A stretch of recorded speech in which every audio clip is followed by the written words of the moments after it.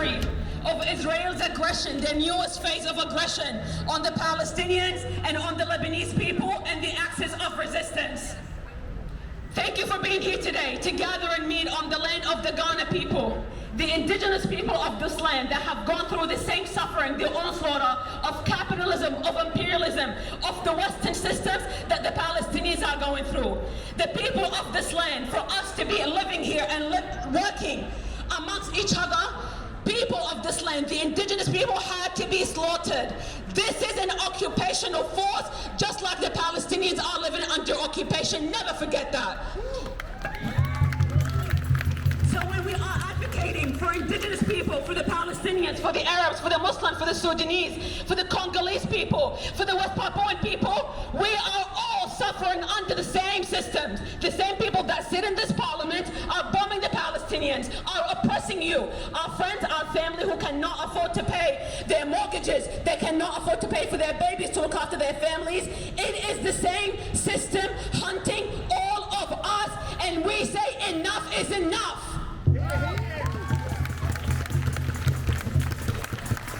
It's become a tradition for the past year that every time I've spoken, I've read Al-Fatiha on the life of the martyrs. Al-Fatiha is the first chapter in the Quran. That is something that we read to remind ourselves of the people that we have lost, most of whom are children in Palestine. The highest death toll for children in any war across history have been Palestinian children. So when you read Al-Fatiha, when you take a moment of silence, reflect on your privileges, reflect on where we are in society, reflect on our loved ones, the fact that we have roofs over our heads, we have love in our life, our families are living among us.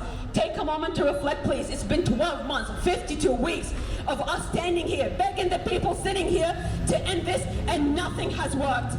The best that we can do is to look after each other, look after ourselves, and organize ourselves. I have to run too much, but please, a moment of silence for the martyrs, the Palestinians, the Sudanese, the Iraqis, the Lebanese. I can't even begin to name every country has been affected by this. So please, a minute of silence. Thank you.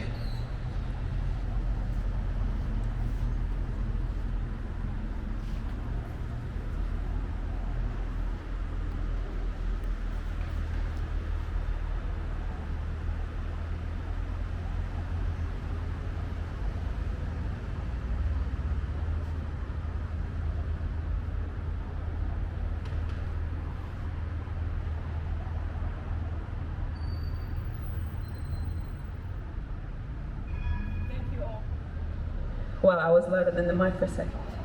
Thank you all. I wanted to remind all of us that this has been a year of genocide, but for the entire world, for everyone with eyes, a soul, and a heart, it has been a year of resistance, of armed resistance, of indigenous people standing up against international powers and armed forces and saying, we are not leaving. We are steadfast in our land. The Palestinians have shown every single one of us what true resistance looks like, what true fighting for what you believe in, for your land, for your people, for what the right thing to do. To fight against imperialism, it takes courage, it takes blood, and it takes violence. And thanks to their laws, to the Western laws, you guys have told us that we have the right to resist violently while under occupation. So we will use your laws, we will use what you have granted us. You've granted this in your mind, you gave it to your own people. I don't think this country or these nations thought that all of us, look around you, every shade, every color under the sun. Look at all the multicultural people around you here. They never thought we would unite like this to stand against them. This system has been made to separate us, and we've said enough is enough. A year long. How many of you did not know about Palestine before this? How many of you did not know about the Israeli crimes and the extent that it goes? We're still learning so much more every day. History books keep getting written and written as we are witnessing them every day. We have come so far. We have come so far together. The BDS successes, the international boycotts, the student movement rising, universities across the world said, enough is enough. We will no longer be okay with this. A year into this genocide, people have showed up. We've cried, we've bled, we've been arrested, we fought. We fought and fought and fought until we got to this point. Look around you, all of us here. A year into this, we keep showing up, we keep fighting, and there's a lot of us in this community that are doing a lot of work to try and keep this message in the public to keep it on the news. Look at the media around you. Where have you guys been for the past 52 weeks? Your own colleagues are getting bombed by these governments. Speak for your own career, for your own people. Not even the Palestinians. The dehumanization of our people has been in the making for centuries for you guys. Speak for the journalists, speak for the children, the healthcare workers. Speak for the people that are volunteering their lives and souls and blood for this cause, because we know that this is the right thing to do. There's not a single one of you here today that has seen footage that comes out of Gaza that has not ripped your heart apart. There's not a single one of you that can look at these images and think that this is okay. A year of this, how much murder can we see? How much more violence can we see until they listen to us? So a year into this, we will keep showing up. We will keep fighting. We will keep protesting. We will keep showing up on these steps to remind the politicians that sitting here, you are responsible. We will hold you responsible today and until the end of times, until Palestine is free.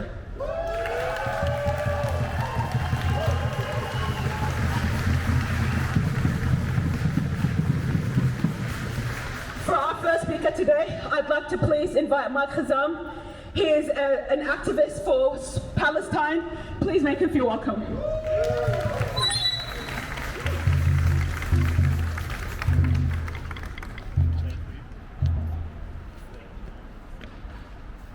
Hello everybody.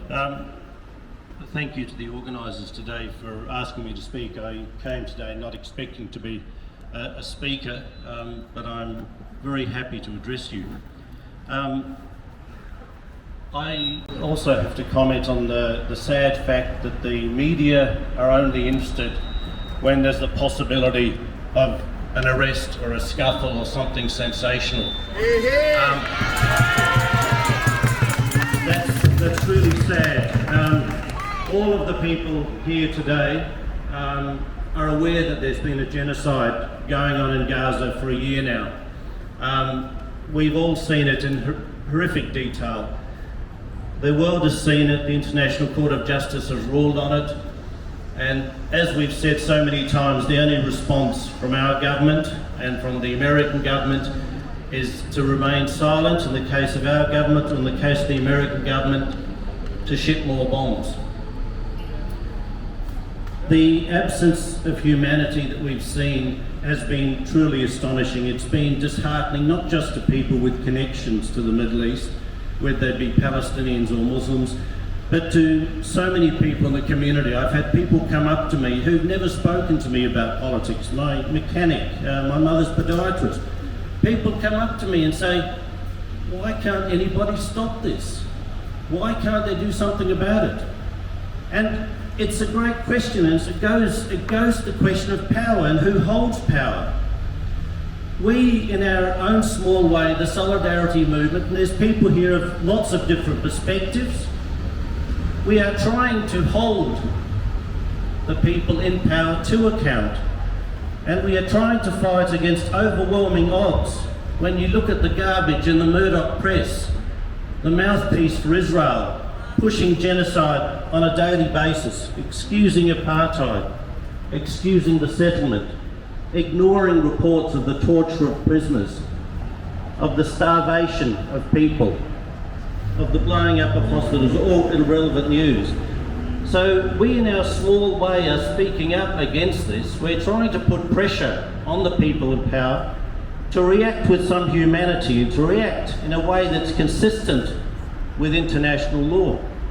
We're doing our best, we'll keep doing our best, and reflect on the variety of people that have supported Palestine. We've got people on the left of politics, we've got people in the centre, we've got people that are religious, we've got people that are secular, we've got people from the Muslim community, from the Palestinian community, from the peace groups, from the broader community. The support for Palestine and the feeling for Palestine has been phenomenal, and people have recognised in this tragedy something that indicts the entire world system, indicts our government, indicts the Americans. I'm here today. I've agreed to speak in the name of solidarity with other people supporting Palestine. The there was an issue as to whether there should be protests on this day, that the Israeli agenda, the idea that Israeli suffering is the only thing that comes first and must always be highlighted, and that the 40,000 dead Palestinians, the God knows how many thousand, perhaps 100,000 maimed and wounded, that's not a story. It's only October 7th. Nothing before October 7th, nothing after October 7th. And what is the promise after the Israelis finish their killing? More of the same. More apartheid, more military occupation, more settlements, more killing, more torture. So people from across the religious spectrum, the political spectrum, have stood up, and they need to keep standing up, because the war has expanded in a substantial way into Lebanon now. The media and the government have seized on Hezbollah as the new bogeyman. So, similar to the protests you saw at the beginning of this genocide, the Sydney Opera House protests, somebody in a crowd says something and the Premier of New South Wales jumps up and says, ban the rallies. So the message of thousands and thousands of people against a genocide that we're all seeing and is documented, that message is not as important as somebody in a crowd holding up a sign or saying something. And we see the same now with the hysteria about Hezbollah, and this is where the media attention comes in. Now, people in Lebanon don't see Hezbollah the way our government does. Our government has listed it as a terrorist organisation because the Israel lobby and the Americans decide who and who isn't a terrorist. They decide that Russia is a terrorist state, but Israel is not. These are political decisions.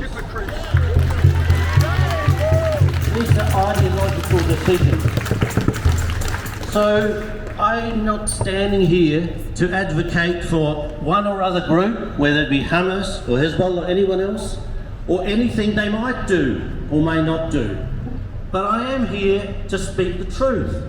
And as I said just a couple of weeks ago, for most Lebanese, Hezbollah is the group that chased Israel out of Lebanon after 20 years of a vicious occupation. So the Australian government can characterise this group and these people any way they like. It doesn't change the truth that in the context of the Middle East, they have fought against an apartheid expansionist regime. Now, all of us support a peaceful Australia. Nobody that I know of has come out and suggested violence in Australia in connection with the struggle that's overseas. For a year in Adelaide, we've had peaceful protests. We've attempted everything we can to work through the system and to put whatever pressure we can to raise people's awareness. And we won't stop doing that. But when the government want to shut you down, they will find an excuse. And they will look for the wrong flag in a crowd, or the chant that they don't like, or the sign that they don't like. I want to finish up just by saying Israel is killing Lebanese. Israel is bombing Lebanon because Lebanon stood up against a genocide. Don't forget that. And we cannot look at the actions of Hamas and say, look at it in isolation and say that there is no occupation, that there is no right to the resist, that there is an ongoing colonisation which leaves people no choice but armed struggle. The Israelis maintain themselves with their tanks, with their rifles, with their torture, with their jails. These are all oppressive, these are all violent. People don't have to live on that. If the international system won't support people's right to freedom, then they have a right to struggle. And we have a right and an obligation to support them. So thank you.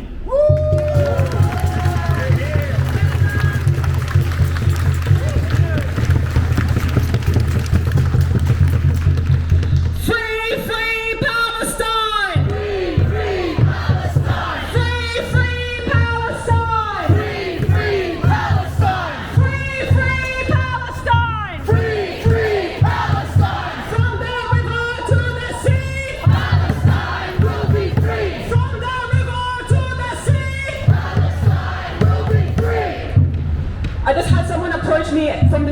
asked me what did I think about the term from the river to the sea and what it meant to me, so I think I'd like to answer that publicly as well. If I had a book for the 10 dumbest questions of all time, this will end up on it. What we mean is, we refuse occupation, we refuse genocide, we refuse the illegal murder of indigenous people living on their land. That's what we mean. I was speaking earlier about the effort that people put together. What we can do as people living in this country, we do feel hopeless sometimes. We feel lost. What can we do? As workers, as laborers, the one thing that we can do technically from that sense is to unionize, to get organized and to hurt their pockets. The BDS started as a goal and as a dream, and we have it here today with goals that are being achieved to hurt Israel directly. And it is because people like you and me are listening. We know where our money should go. We know how important our money is. And what's coming up next, the one thing that we all have collectively together as citizens of this continent, unfortunately, is our vote. These people that are sitting here, they are counting on you and me to be ignorant, to be oblivious, to focus on the one thing that they're going to walk around and use to queer rights, indigenous rights. Where is it? We need proof. There's none of that. If they're not going to stand up for people that are being genocided, they're not going to stand up for you. If they're not going to stop sending the money, the weapons, billions of dollars in deals and weapons to Israel, do you think they're going to look after you? This government here, we've been coming out for a year screaming and begging to end this murder, to end the onslaught, to stop us from being complicit. When we go on the news and it says the Australian Prime Minister, do you think it will not come to haunt us all one day? These passports that they've given us, the labels that they've given us, we are responsible for this. We pay our taxes and we're responsible for this. Let everyone know. I know it seems so crazy. I keep talking about this every week, but this is the thing what we can do. The unions are coming together. They've got a beautiful sign over here. The unionists have organized. The laborers have organized because we know together, the laborers, they're relying on us to make their money. The 1% are relying on us to keep their machines running. So for us to stand up and say, we will not do your dirty work for you until you do this for us, that is our power. Do not think we're not powerful. Look at us, look around you. They will never be able to stop and silence all of us. Keep showing up, keep fighting. And for someone that's been helping a lot and fighting and unionizing, and even this morning helped us with painting the banners, please make Anna feel welcome. Someone from the community who has been helping for so long. Many people like Anna have been helping us to speak up for Palestine, to speak up for the oppressed, to speak for Lebanon. And our efforts and their efforts will never go unseen. So please make Anna feel welcome.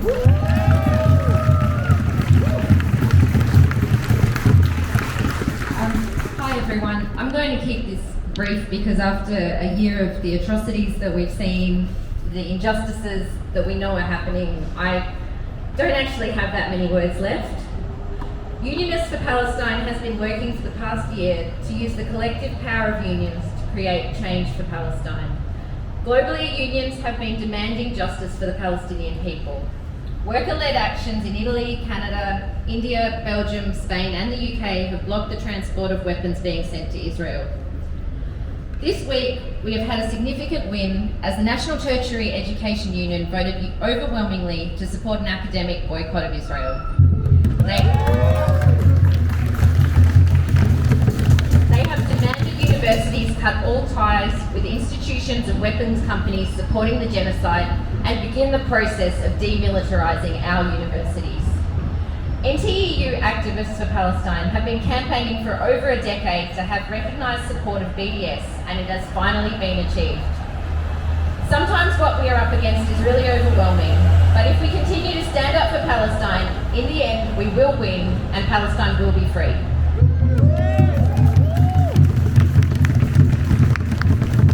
On the 19th of October, the Labor Party will hold its state conference here at the Convention Centre. We are planning a large rally in the morning to let the Labor Party know that we will not put up with their complicity in this genocide.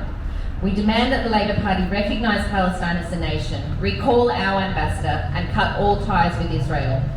We have a planning meeting and working bee this Tuesday from 6 to 9 p.m. at the Good Social Cafe to prepare for this. please come along. We've got flyers circulating in the crowd, and please join us on the 19th. Thank you.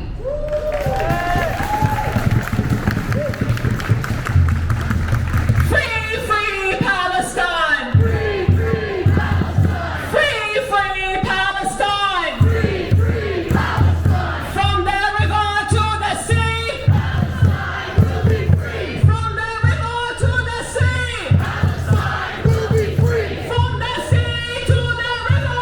Palestine will live forever! From the sea to the river! Palestine will live forever! Thank you, everyone. Next, I'd also like to invite someone from the union, someone who you've seen many times coming here, someone who's been a light, an inspiration, a guidance throughout all of this, someone that I encourage all of you to speak to just to get some of his wisdom. Please make Bayan feel welcome. Thank you.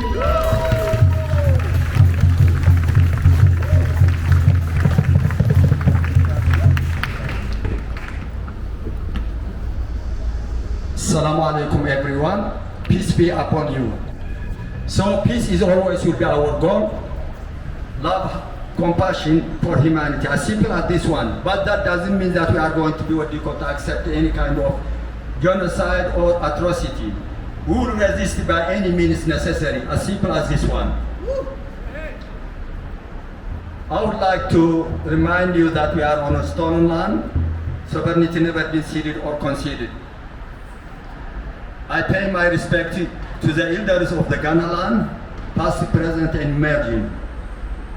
So what I would like to talk is, today is the day of the commemoration of live stream terrorism act from the state of Israel for 1 year. And we never ever witnessed this one. And what I would like to say is, I always say the same stuff again and again to reiterate, whatever we are witnessing is an act of capitalism, imperialism. And the state of Israel is a state that has been extended and created by imperialists, yesterday's colonizers. It has nothing to do with the Jewish people, it has nothing to do with the Judaism, it has nothing to do with any kind of what you call religion. It uses Judaism or Jewish as an umbrella. The Jewish people, they have been, the people have been sacrificing, and they have been going through a lot of Holocaust, and they were the ones who were fighting for civil rights all over Europe. This is their history. The kind of state that we see is a terrorist state. Israel is a terrorist state. It uses a Jewish dogma to analyze, what you call, to eradicate the indigenous of the Middle East. The Middle East is the most important, or the heart for the capitalism, imperialism. You control Middle East, you control the whole world. So this is all about imperialism. It is about the minorities that they would like to control the whole world. The significance of Palestine is they expose imperialism. The resistance in Palestine, in Lebanon, is a tenacious act of resistance that reflects the people of the world. I'm a unionist. My job is to work for the in the best interest of the working class, family, and people. And as long as Palestinians are fighting, they give us hope. We'll be always fighting, standing our ground and resisting. Free, free Palestine! Free, free Palestine! Free, free Palestine! Free, free Palestine! From the river to the sea, Palestine will be free! From the river to the sea, Palestine will be free! From the river to the sea, Palestine will be free! From the sea to the river, Palestine will live forever! From the sea to the river, Palestine will live forever! From the sea to the river, Palestine will live forever! I'm always positive. What is happening is the beginning of the end of the terrorism, state terrorism. The smash of the state of Israel, a terrorist style, a vile identity created by the imperialists. This is the beginning of the people rising. People united will never ever be defeated.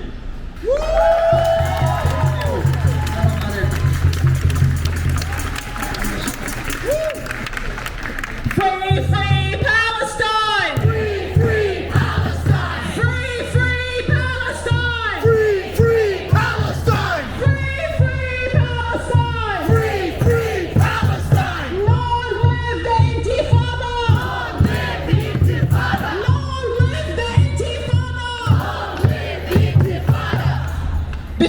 introduce our next and final speaker while on the steps, I'd like to mention another example of workers actually uniting and doing something successful.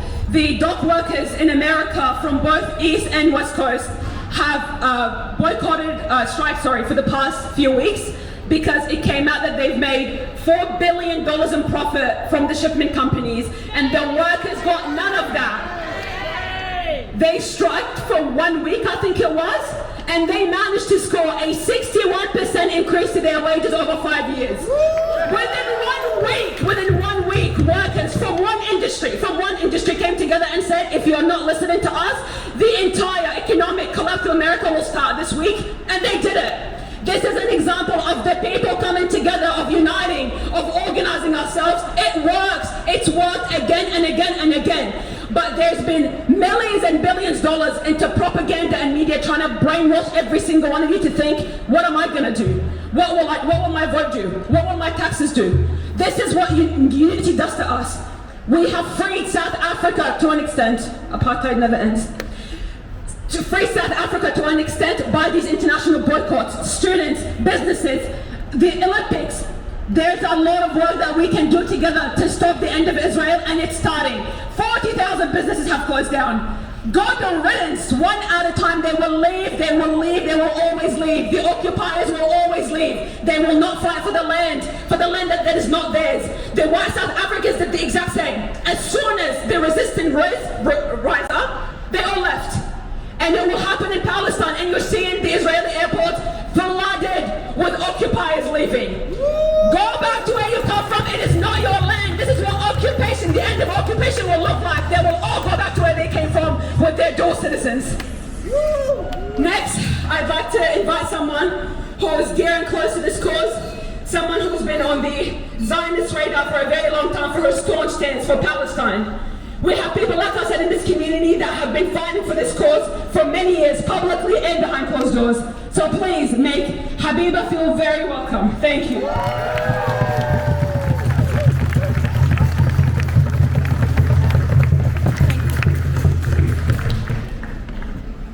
Israel out of West Bank, Israel out of Gaza, Israel out of Palestine, long live the Intifada. Israel out of West Bank, Israel out of Gaza, Israel out of Palestine, long live the Intifada. Israel out of West Bank, Israel out of Gaza, Israel out of Palestine, long live the Intifada. Israel out of West Bank, Israel out of Gaza, Israel out of Palestine, long live the Intifada. Israel out of my life. You know what? Let's sing some more chanting. Free, free Palestine! Free, free Palestine! Free, free Palestine! Free, free Palestine! Long live Palestine! Long live Palestine! Long live Palestine! Long live Palestine! Long live Palestine! Long live Palestine! Long live the Intifada! Long live the Intifada! Intifada, Intifada! Intifada, Intifada! Thank you. I'd like to start off by extending my unconditional solidarity to any and all acts of resistance against Israeli aggression and Israeli crimes. The people have a right to defend themselves. The countries surrounded by Israel, who are being invaded, who are being bombed, whose sovereignty is being disrespected, they all have a right to defend themselves. So I stand in solidarity with them. I stand in solidarity with the biggest anti-war movement that is happening globally against Israel. Like we said, the dock workers, the students, the workers, the general people, groups such as Mothers for Palestine, groups such as Artists for Palestine. Each and every single individual has a role and a responsibility in this liberation movement. What we are witnessing for the past year has only been a growing consensus, despite Zionist intimidation, despite attempts to shut us down, despite the attempts to criminalize our solidarity So good on everyone that has made it a duty and made it a responsibility to not be intimidated, to come out and fight for Palestine, knowing full well that a free Palestine means freedom for all of us, knowing full well that our oppressors are one, knowing full well that this system of capitalism is all our struggle, knowing that Israel is a disgusting project of the British Empire and goes hand in hand with the project of USA, and here in Australia we are just as complicit in this by our governments. Shame! It will be 1 year to mark this genocide. However, these crimes that we witness, butchered babies, systemic rape, mass starvation, the arrest and holding young children without charges has been an Israeli tactic since its inception. It is not new. It is now just being exposed to the broader Western world. Let's reflect on 1 year of what we had to see, what we had to bear witness to. Israel invading Gaza. But I would like to mention, prior to this, Israel had Gaza under a siege. Israel would count and limit the calories that were allowed inside of Gaza. Prior to October 7, 2023, 100 food aid trucks would enter Gaza per week, and it became 0 after the occupation and invasion and genocide. Shame! A society that relies on protesting and blocking food aid trucks to enter Gaza, a society that celebrates systemic rape of their soldiers, a society that holds concerts and they all glorify and chant flattening Gaza, is a sick and depraved society. That is what we're fighting for.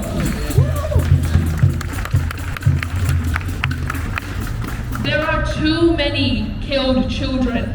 There are too many killed women, and this is what Israel does. They only attack and fight civilians. They do not attack armies. They do not attack states. They only attack the unarmed, the innocent, the vulnerable, the people that are subject to their brutal horror. And one by one, Israel will expand into other countries if it is not stopped. In Palestine, like we see, it is extended into Lebanon, Syria, Iraq. It is threatening to bomb Iran. Well, let me tell you, they all have a right to defend themselves. Each and every single media outlet is here today. Shame on the right-wing advertiser who have been complicit in the genocide. Shame on the advertiser for their propaganda. And like Mike said earlier, they're here because they want to cash something, not because they have been showing us attention for the past 1 year of our protests. Australia is complicit, but so is the media. Mainstream Murdoch media is complicit in genocide. When you silence our resistance, when you silence the people rising up, when you silence the people that are killed, when you silence the parents that have to hold up their dead children to the camera and they have to say Hasbi Allahu wa ni'mal wakeel, you are silencing them. But we see that history is bearing witness. Everything and everyone is bearing witness, and they will not be forgotten. However, your attempts will be forgotten. 1 year, we had to see our world leaders saying this is the red line after red line, and Israel crossing it again and again. Let me tell you something. The inception of Israel in 48 was a red line. It was a red line for our freedom. It was a red line for us seeking justice. It was a red line for all the oppressed communities around the world.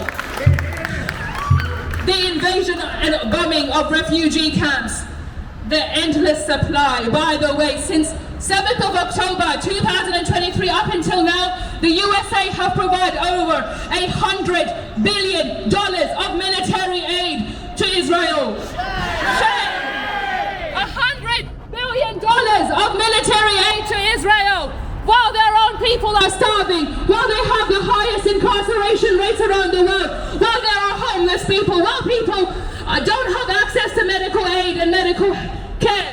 Of course, this is very on brand for the USA.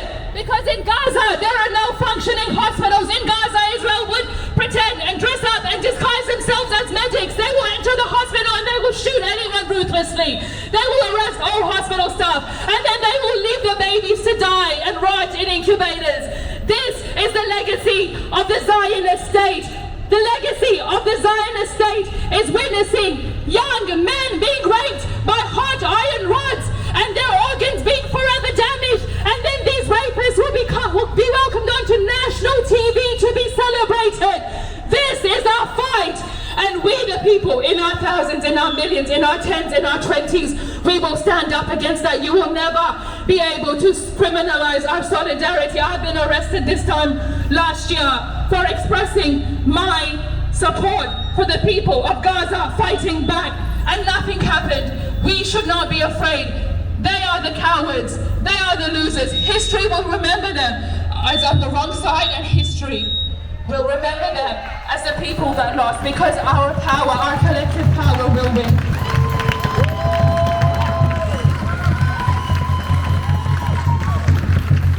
Sorry, I've just been rambling on.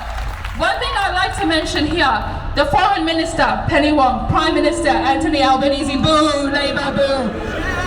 You managed to do what was the white supremacist dream. You managed to achieve it by spreading the highest levels of Arabophobia, Islamophobia, where people felt enabled and entitled to go attack on the streets.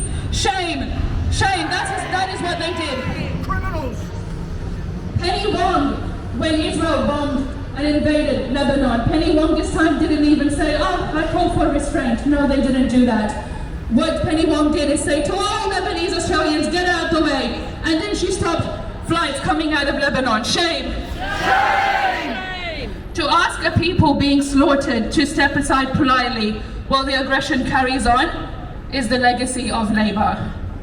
Shame. So I think it's really important that we are out here today. And I think it's really important that we recognize the propaganda that is going to happen very soon, that has already been happening. And it's really important to realize that people have a right to defend themselves. I'd just like to say one more thing.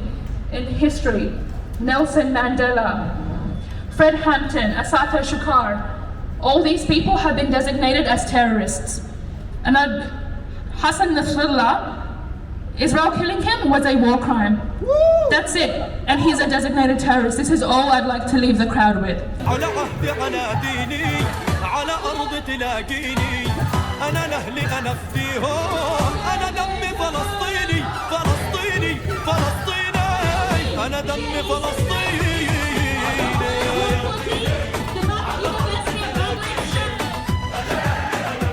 والله أنا دمي فلسطيني فلسطيني فلسطيني أنا دمي فلسطيني